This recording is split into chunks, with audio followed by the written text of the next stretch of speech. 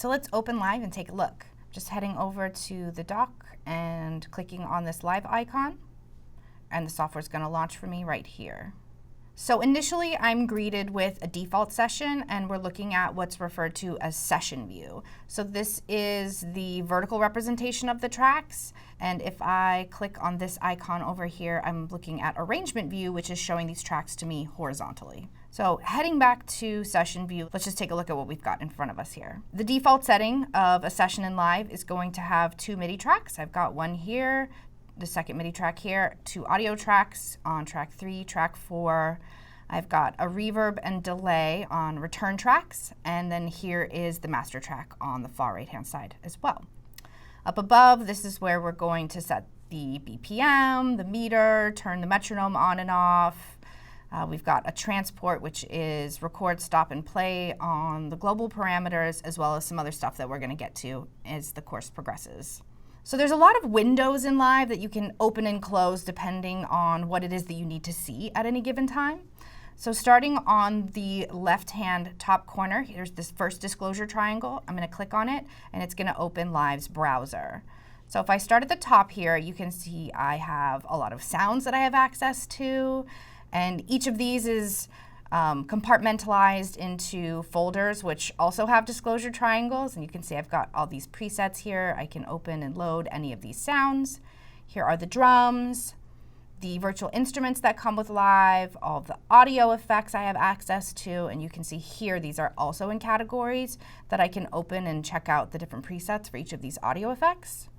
Here are my MIDI effects, my Max for Live devices, all of my plugins. If you have third-party software, this is where you're going to find those. Here's where clips and loops that I can just automatically pull into my Live set are located, any samples that I also have in my library. Below that, this is all user custom content, any packs that you've downloaded, your library, or anything else that you've kind of customized in this section.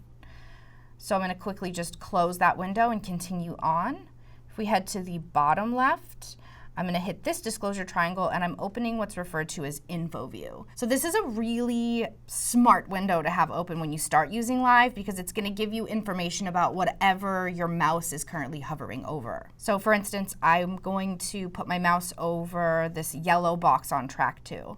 And it's saying that this is the track activator, and that it's going to activate this button to hear the track, or to deactivate it, it will also mute the track. So I can activate or deactivate this track by toggling the track activator, and I've been given this information by the info view. So I really recommend you keep this open. If this is your first time using Live, it's going to give you a lot of helpful information as you continue navigating and creating inside of this DAW. So closing info view, down here is called detail view. So if I have a track selected, for instance, I'll select return A, this says reverb.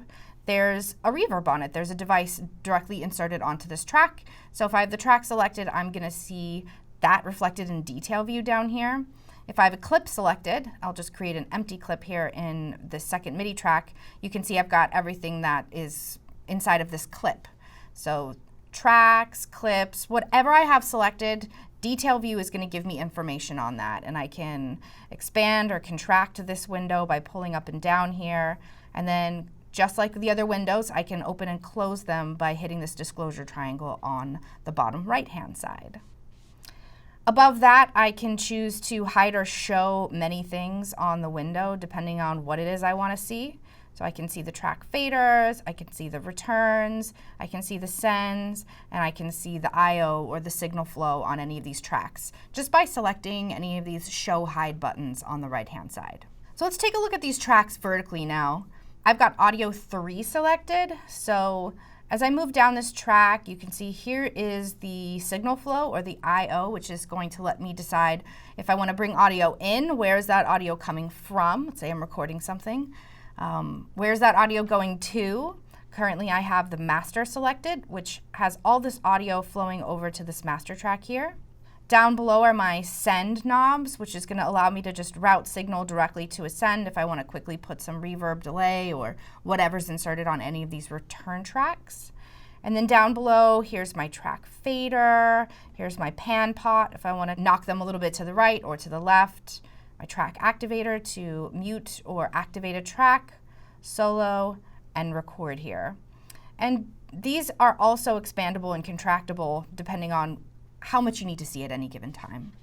So if I head over to arrangement view, this is the linear timeline inside of Live. So eventually I'm going to create an exportable version of all of my ideas that I'm going to share with everybody, and that's where this happens.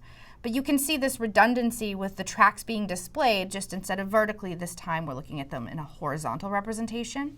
So all of the track titles are over here on the right hand side. Here's that I/O again if I want to route things in and out.